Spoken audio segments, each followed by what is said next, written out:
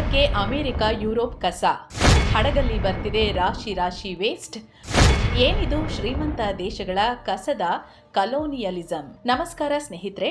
ಬೆಂಗಳೂರು ಅಥವಾ ಯಾವುದೇ ನಗರ ಪಟ್ಟಣಗಳಲ್ಲಿ ವಾಸ ಮಾಡೋರಿಗೆ ಇದು ಅನುಭವಕ್ಕೆ ಬಂದಿರುತ್ತೆ. ಕಸ ಸರಿಯಾಗಿ ಮ್ಯಾನೇಜ್ ಮಾಡೋಕ್ಕಾಗದ ವ್ಯಕ್ತಿಗಳು ರಾತ್ರಿ ಹೊತ್ತು ಬೇರೆಯವರ ಮನೆ ಮುಂದೆ ಹಾಕಿ ಪರಾರಿಯಾಗಿರ್ತಾರೆ. ಇನ್ನು ಕೆಲ ಹಳ್ಳಿಗಳಲ್ಲಿ ಮನೆಯ ಕಸವನ್ನ ಪಕ್ಕದ ಮನೆಗೆ ತಳ್ಳಿ ಈಗ ನೋಡಿ ಕ್ಲೀನ್ ಆಯ್ತು ಅಂತ ಕ್ಲೀನ್ ಮಾತಾಡ್ತಾರೆ. ಆದ್ರೆ ಒಂದು ಸಲ ಊಹೆ ಮಾಡಿ, ದೂರದ ಯುರೋಪಿಂದ ಅಮೆರಿಕಾದಿಂದ ಭಾರತಕ್ಕೆ ಕಸ ತಂದು ಸುರಿದ್ರೆ ಹೇಗಿರುತ್ತೆ? ಹಡಗಲ್ಲಿ ತುಂಬಿಕೊಂಡು ಬಂದು ರಾಶಿ ರಾಶಿ ವೇಸ್ಟ್ ಹಾಕಿದ್ರೆ ಏನಾಗುತ್ತೆ? ಹೌದು, ಅಮೆರಿಕ ಮತ್ತು ಮಿತ್ರರು ಅದನ್ನೇ ಮಾಡ್ತಿದ್ದಾರೆ. ಸಾವಿರಾರು ಟನ್ಗಳ ಲೆಕ್ಕದಲ್ಲಿ ಭಾರತಕ್ಕೆ ವೇಸ್ಟ್ ತಂದು ಸುರಿತಿದ್ದು, ಇದನ್ನ ಭಾರತ ಕೂಡ ಆಮದು ಮಾಡ್ಕೋತಿದೆ. ಭಾರತದ ಜೊತೆಗೆ ಲಂಕಾ, ವಿಯೆಟ್ನಾಂ, ಮಲೇಷ್ಯಾಗಳು ಕೂಡ ಕಸ ಸುರಿಸಿಕೊಳ್ತಿದ್ದಾರೆ. ಹಾಗಿದ್ರೆ ಏನಿದು ಪಶ್ಚಿಮದಿಂದ ಬರ್ತಿರೋ ಕಸದ ಕಥೆ? ಅವರ ಕಸವನ್ನ ಇಲ್ಲಿಗೆ ರಫ್ತು ಮಾಡ್ತಿರೋದ್ಯಾಕೆ? ಇದನ್ನ ಕಸದ ಕಲೋನಿಯಲಿಸಂ ಅಂತ ಯಾಕೆ ಕರೀತಿದ್ದಾರೆ? ಬಡ ದೇಶಗಳ ಮೇಲೆ ಪಾಶ್ಚಿಮಾತ್ಯ ದೇಶಗಳು ಮಾಡ್ತಿರೋ ಈ ದೌರ್ಜನ್ಯ ಏನು? ಬನ್ನಿ ಎಲ್ಲವನ್ನ ಡೀಟೇಲ್ ಆಗಿ ಈ ವಿಡಿಯೋದಲ್ಲಿ ಅರ್ಥ ಮಾಡ್ಕೊಳ್ಳೋಣ. ಹಾಗೆ ನೀವು ಕೂಡ ಮೆಂಬರ್ ಓನ್ಲಿ ವಿಡಿಯೋ ನೋಡೋಕೆ ವಿಡಿಯೋ ಕೆಳಗೆ ಇರೋ ಜಾಯಿನ್ ಬಟನ್ ಮೂಲಕ ಮಸ್ತ್ ಮಗ ಪ್ರೀಮಿಯಂ ಮೆಂಬರ್ಶಿಪ್ಗೆ ಜಾಯಿನ್ ಆಗಿ ನಮ್ಮನ್ನ ಬೆಂಬಲಿಸಿ. ಬನ್ನಿ ಈಗ ಶುರು ಮಾಡೋಣ. ಭಾರತಕ್ಕೆ ಬರ್ತಿದೆ ರಾಶಿ ರಾಶಿ ವೇಸ್ಟ್. ಜಗತ್ತಲ್ಲಿ ನಡೀತಿದೆ ಕಸದ ವ್ಯಾಪಾರ. ಸ್ನೇಹಿತರೆ, ದೇಶಗಳ ಮಧ್ಯೆ ಆಮದು ಮತ್ತು ರಫ್ತು ಅಂದ್ರೆ ನಮ್ಮ ಕಣ್ಣಿಗೆ ಬೇರೆ ಬೇರೆ ವಸ್ತುಗಳು ಕಾಣ್ತವೆ. ತೈಲ, ಮೊಬೈಲ್, ಕಾರ್ಗಳು, ಲಕ್ಸುರಿ ಐಟಂಗಳು, ಅಕ್ಕಿ, ಕಬ್ಬಿಣ, ಮಿಸೈಲ್, ಯುದ್ಧ ವಿಮಾನ, ಹೀಗೆ ಏನೇನೋ ಬರುತ್ತೆ. ಅದು ಈಗಲೂ ಬರ್ತಿದೆ ಕೂಡ. ಆದ್ರೆ ಈ ಎಲ್ಲ ವಸ್ತುಗಳ ಜೊತೆಗೆ ನಮಗೆ ಕಸ ಕೂಡ ಬರ್ತಾ ಇದೆ. ಭಾರತ ನಮ್ಮ ದೇಶಕ್ಕೆ ಅಕ್ಕಿ ತಂದು ಸುರಿತಿದೆ. ಇಲ್ಲಿ ಟನ್ ಗಟ್ಲೆ ರೈಸ್ ತಂದು ಡಂಪ್ ಮಾಡ್ತಾರೆ ಅಂತ ಅಮೆರಿಕದ ಅಧ್ಯಕ್ಷ ಡೊನಾಲ್ಡ್ ಟ್ರಂಪ್ ಕೂಗಾಡಿದ್ದು ನಿಮಗೆ ನೆನಪಿರ್ಬೋದು. ಆದ್ರೆ ನಿಮಗೆ ಗೊತ್ತಿರಲಿ, ಅಮೆರಿಕ ಪ್ರತಿ ವರ್ಷ ಸಾವಿರಾರು ಕೋಟಿ ರೂಪಾಯಿಯ ಕಸವನ್ನ ಬೇರೆ ದೇಶಗಳಿಗೆ ಸುರಿತಾ ಇದೆ. ತೈಲ, ಕಲ್ಲಿದ್ದಲು, ಮಿಷನ್ಗಳ ಜೊತೆಗೆ ವೇಸ್ಟೇಜ್ ಅನ್ನ ಹಾಕ್ತಿದ್ದಾರೆ. ಅದರಲ್ಲಿ ಏನ್ ಇರಲ್ಲ. ಪೇಪರ್, ಪ್ಲಾಸ್ಟಿಕ್, ಅಮೆರಿಕದವರು ಎಸೆದ ಹಳೆ ಕಂಪ್ಯೂಟರ್ ಸಹಿತವಾಗಿ ಎಲ್ಲ ಇರುತ್ತೆ. ಯೂಸ್ ಮಾಡಿದ ಸಿರಂಜ್ಗಳು, ಗಲೀಜು ಬಟ್ಟೆಗಳು, ಚಾಕೊಲೇಟ್ ಕವರ್ನಿಂದ ಹಿಡಿದು ಶಾಂಪೂ ಬಾಟಲ್ ವರೆಗೆ ಎಲ್ಲವನ್ನ ಬೇರೆ ದೇಶಗಳಿಗೆ ಡಂಪ್ ಮಾಡ್ತಿದ್ದಾರೆ. ಹಾಗಂತ ಇದನ್ನೆಲ್ಲ ಭಾರತ ನೇರವಾಗಿ ತರಿಸಿಕೊಡ್ತಿದೆ ಅಂತಲ್ಲ.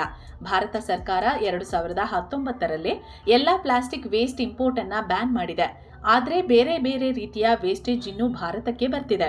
ಜೊತೆಗೆ ಪ್ಲಾಸ್ಟಿಕ್ ಕೂಡ ಸರ್ಕಾರದ ಕಣ್ಣು ತಪ್ಪಿಸಿ ಕಳ್ಳ ಮಾರ್ಗದ ಮೂಲಕ ಭಾರತ ಸೇರ್ತಿದೆ. ಜಗತ್ತಿನ ಪ್ರಮುಖ ವೇಸ್ಟೇಜ್ಗಳ ಆಮದುದಾರ ಆಗಿರೋ ಭಾರತ ಪೇಪರ್ಗಳು, ಹಳೆ ಮೆಟಲ್ಗಳು ಈ ವೇಸ್ಟೇಜ್ ಅನ್ನ ತರಿಸಿಕೊಳ್ತಿದೆ. ಆದ್ರೆ ಇದರಲ್ಲಿ ಕೆಲವು ಕಾನೂನು ಪರಿಧಿಗೆ ಒಳಪಟ್ಟರೆ ಇನ್ನು ಕೆಲವು ಇಲ್ಲಿಗಲ್ ಆಗಿ ಆಮದಾಗ್ತಿವೆ. ನೀವು ಯುಪಿಯ ಮುಜಾಫರ್ ನಗರದ ಪೇಪರ್ ಮಿಲ್ಗಳ ಬಗ್ಗೆ ಕೇಳಿರ್ಬೋದು. ಅಲ್ಲಿಗೆ ಬರೋದು ವೇಸ್ಟ್ ಪೇಪರ್ ಅಂತ ಲೇಬಲ್ ಇರೋ ಕಂಟೈನರ್ಗಳು. ಆದ್ರೆ ಅದರ ಒಳಗೆ ನೋಡಿದ್ರೆ ಪ್ಲಾಸ್ಟಿಕ್ ಕವರ್ಗಳ ರಾಶಿ ಇರುತ್ತೆ. ಇದು ಕಾನೂನು ಬಾಹಿರ, ದೊಡ್ಡ ಮಾಫಿಯಾ ಕೂಡ. ಅಷ್ಟೇ ಅಲ್ಲ, ಬ್ರಿಟನ್ನಿಂದ ಶ್ರೀಲಂಕಾಗೆ ಬಂದ ಎಷ್ಟೋ ಕಂಟೈನರ್ಗಳಲ್ಲಿ ಮನುಷ್ಯರ ಕೊಳೆತ ದೇಹದ ಭಾಗಗಳು, ಹಾಸ್ಪಿಟಲ್ ವೇಸ್ಟ್ ಕೂಡ ಸಿಕ್ಕಿದೆ. ಹಳೆ ಬಟ್ಟೆಗಳು, ವಿಷಕಾರಿ ಪ್ಲಾಸ್ಟಿಕ್ ಎಲ್ಲವನ್ನ ತಂದು ದಕ್ಷಿಣ ಏಷ್ಯಾಗೆ ಸುರಿತಾ ಇದ್ದಾರೆ. ಯುರೋಪಿಯನ್ ಯೂನಿಯನ್ನ ಅಧಿಕೃತ ಮಾಹಿತಿ ಪ್ರಕಾರ 2021 ಭಾರತ 2.4 ಮಿಲಿಯನ್ ಟನ್ ವೇಸ್ಟೇಜ್ ಆಮದು ಮಾಡಿಕೊಂಡಿದೆ. ಟರ್ಕಿ ಬಿಟ್ರೆ ಯುರೋಪಿಯನ್ ಯೂನಿಯನ್ ನಿಂದ ಅತಿ ಹೆಚ್ಚು ವೇಸ್ಟೇಜ್ ಆಮದು ಮಾಡ್ಕೋತಿರೋ ದೇಶ ಭಾರತ. ಭಾರತದ ಜೊತೆಗೆ ಲಂಕಾ, ಮಲೇಷ್ಯಾ ಮತ್ತು ಇಂಡೋನೇಷ್ಯಾದಂತ ರಾಷ್ಟ್ರಗಳಿಗೂ ಟನ್ ಗಟ್ಲೆ ವೇಸ್ಟ್ ರಫ್ತಾಗ್ತಿದೆ. ಗಮನಿಸಬೇಕಾದ ಸಂಗತಿ ಏನಂದ್ರೆ, ಇಷ್ಟು ದಿನ ಚೀನಾ ಕೂಡ ಈ ಗಾರ್ಬೇಜ್ ಅನ್ನ ಆಮದು ಮಾಡ್ಕೋತಿತ್ತು. ಜಗತ್ತಿನ 3/4 ಭಾಗದಷ್ಟು ವೇಸ್ಟೇಜ್ ಚೀನಾಕ್ಕೆ ಹೋಗ್ತಿತ್ತು. ಆದ್ರೆ 2017 ಚೀನಾ ಇದಕ್ಕೆ ಕೊಕ್ಕೆ ಹಾಕ್ತು.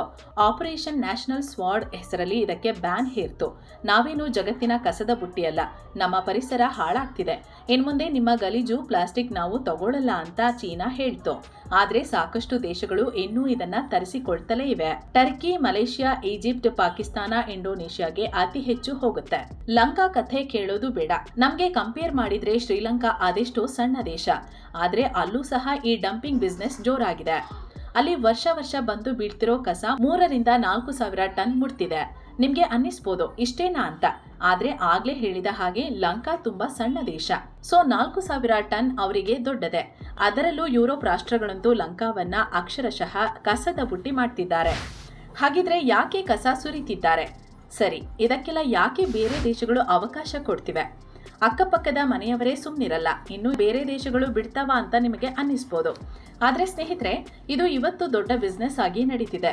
ಮುಂಚೆ ಚೀನಾ ಕೂಡ ಇದೇ ಬಿಸ್ನೆಸ್ ಕಾರಣದಿಂದ ಈ ವೇಸ್ಟೇಜ್ ಆಮದು ಮಾಡ್ಕೋತಿತ್ತು. ಇದನ್ನ ರೀಸೈಕಲ್ ಮಾಡಿ ಹೊಸ ಪ್ರಾಡಕ್ಟ್ಗಳನ್ನು ತಯಾರಿಸಲಾಗುತ್ತೆ. ಮುಖ್ಯವಾಗಿ ಪ್ಲಾಸ್ಟಿಕ್ ವೇಸ್ಟ್ನಿಂದ ಪ್ಲಾಸ್ಟಿಕ್ ಆಟಿಕೆಗಳು, ಪ್ಲಾಸ್ಟಿಕ್ ಕಂಟೈನರ್ಗಳನ್ನೆಲ್ಲ ತಯಾರಿಸಲಾಗುತ್ತೆ. ಅಂದ್ರೆ ಸಣ್ಣ ಪುಟ್ಟವಲ್ಲ, ಗಟ್ಟಿಮುಟ್ಟಾದ ದೊಡ್ಡ ಕಂಟೈನರ್ಗಳನ್ನ ಕೂಡ ಇದರಿಂದ ಪ್ರೊಡ್ಯೂಸ್ ಮಾಡ್ತಾರೆ. 2023ರಲ್ಲಿ ಅಮೆರಿಕದಿಂದ ಭಾರತಕ್ಕೆ ಹೆಚ್ಚಾಗಿ ಅಲ್ಯೂಮಿನಿಯಂ ವೇಸ್ಟೇಜ್ಗಳು ರಫ್ತಾಗಿದ್ದವು.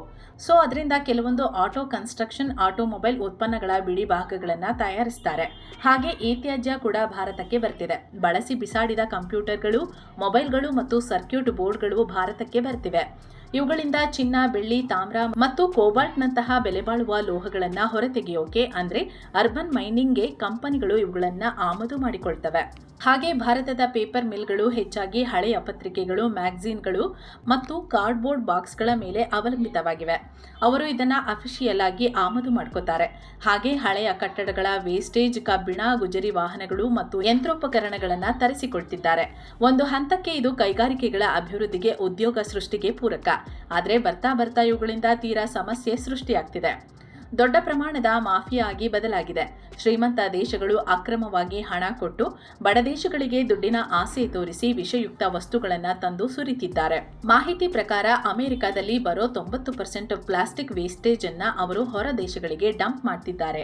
ಅಂದ್ರೆ ಉದಾಹರಣೆಗೆ ಅಮೆರಿಕದಲ್ಲಿರೋ 10 ಜನ ತಲಾ ಒಂದು ಜ್ಯೂಸ್ ಕುಡಿದು ಅದರ ಡಬ್ಬವನ್ನ ಡಸ್ಟ್ಬಿನ್ಗೆ ಹಾಕ್ತಾರೆ ಅನ್ಕೊಳ್ಳಿ. ಅದರಲ್ಲಿ ಹಾಕಿರೋ 10 ಪ್ಲಾಸ್ಟಿಕ್ ಬಾಟಲ್ಗಳಲ್ಲಿ ಕೇವಲ 9% ಮಾತ್ರ ಅವರ ದೇಶದಲ್ಲಿ ರೀಸೈಕಲ್ ಆಗುತ್ತೆ. ಉಳಿದ 91% ಕಸ ಬೇರೆ ಕಡೆ ಹೋಗುತ್ತೆ. ಇಲ್ಲಿ ಅಮೆರಿಕಾನೇ ಇದನ್ನ ರೀಸೈಕಲ್ ಮಾಡಬಹುದಲ್ವಾ ಅನ್ನೋ ಪ್ರಶ್ನೆ ಬರ್ಬೋದು.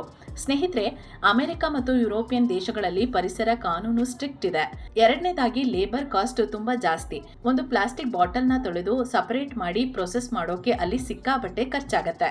ಅದರ ಬದಲು ಅದನ್ನ ಹಾಗೆ ಪ್ಯಾಕ್ ಮಾಡಿ ಹಡಗಿಗೆ ತುಂಬಿಸಿ ಬೇರೆ ದೇಶಗಳಿಗೆ ಕಳಿಸೋದು ಅವರಿಗೆ ತುಂಬಾ ಚೀಪ್ ಆಗಿ ಬೀಳುತ್ತೆ. ಜೊತೆಗೆ ದಕ್ಷಿಣ ಏಷ್ಯಾ ದೇಶಗಳಿಂದ ಅಮೆರಿಕಾಗೆ ಸಾಮಾನುಗಳನ್ನು ತಗೊಂಡು ಹೋದ ಹಡಗುಗಳು ವಾಪಸ್ ಬರುವಾಗ ಖಾಲಿ ಬರ್ತಿರ್ತವೆ. ಖಾಲಿ ಬರೋ ಬದಲು ಅದರಲ್ಲಿ ಈ ಕಸವನ್ನ ತುಂಬಿಸಿ ಕಳಿಸ್ತಾರೆ. ಶಿಪ್ಪಿಂಗ್ ರೇಟ್ ತುಂಬಾ ಕಮ್ಮಿ ಇರುತ್ತೆ. ಮತ್ತೆ ಹೊರಗಿನಿಂದ ಬರೋ ಎಲ್ಲ ಕಸವನ್ನ ಕಸ ಅಂತ ಡಿಕ್ಲೇರ್ ಮಾಡಲ್ಲ. ರಾ ಮೆಟೀರಿಯಲ್ ಅಥವಾ ರೀಸೈಕ್ಲೇಬಲ್ ಸ್ಕ್ರಾಪ್ ಅಂತ ಲೇಬಲ್ ಮಾಡ್ತಾರೆ. ನಮ್ಮಲ್ಲಿರೋ ಕೆಲವು ಬಿಸ್ನೆಸ್ ಇದ್ರಿಂದಲೇ ನಡೆಯುತ್ತವೆ. ಕಡಿಮೆ ರೇಟ್ ನಲ್ಲಿ ಪ್ಲಾಸ್ಟಿಕ್ ಸಿಗುತ್ತೆ ಅಂತ ಅವರು ಅದನ್ನ ಇಂಪೋರ್ಟ್ ಮಾಡ್ಕೋತಾರೆ. ಅದನ್ನ ರೀಸೈಕಲ್ ಕೂಡ ಮಾಡ್ತಾರೆ. ಆದ್ರೆ ಸಾಕಷ್ಟು ಕಸ ಕೂಡ ಇದರೊಂದಿಗೆ ಬರ್ತಿದೆ. ನಮ್ಮ ಪರಿಸರದ ಮೇಲೆ ದೊಡ್ಡ ಎಫೆಕ್ಟ್. ಹೌದು ಸ್ನೇಹಿತರೆ, ಇದರಲ್ಲಿ ಕೈಗಾರಿಕೆ, ಆರ್ಥಿಕತೆ ಅಂತ ಏನೇ ಹೇಳಿದ್ರೂ ಕೂಡ ಇದು ಯಾವುದೇ ದೇಶಕ್ಕೆ ಒಳ್ಳೆಯದಲ್ಲ. ನಾವು ಈ ವೇಸ್ಟೇಜ್ನಿಂದ ಈ ಕ್ಷಣಕ್ಕೆ ಲಾಭ ಮಾಡ್ಕೋಬಹುದು. ಆದ್ರೆ ಇವುಗಳನ್ನ ವಿಲೇವಾರಿ ಮಾಡೋದು ಸುಲಭ ಇಲ್ಲ. ಇದೇ ಕಾರಣಕ್ಕೆ ಚೀನಾ ಇದನ್ನ ಈ ಹಿಂದೆಯೇ ಬ್ಯಾನ್ ಮಾಡಿದೆ. ಇಲ್ಲಿ ಇನ್ನೂ ಒಂದು ಇಂಟ್ರೆಸ್ಟಿಂಗ್ ವಿಷಯ ಏನಂದ್ರೆ, ಯಾವ ದೇಶನೂ ಕೂಡ ರೀಸೈಕಲ್ ಮಾಡೋಕೆ ಈಸಿ ಆಗಿರೋ ವೇಸ್ಟ್ ಅನ್ನ ಎಕ್ಸ್ಪೋರ್ಟ್ ಮಾಡೋಲ್ಲ. ಆಲ್ಮೋಸ್ಟ್ ರೀಸೈಕಲ್ ಆಗೋ ಕಸವನ್ನೆಲ್ಲ ದೇಶಗಳು ತಮ್ಮಲ್ಲೇ ಇಟ್ಕೋತವೆ.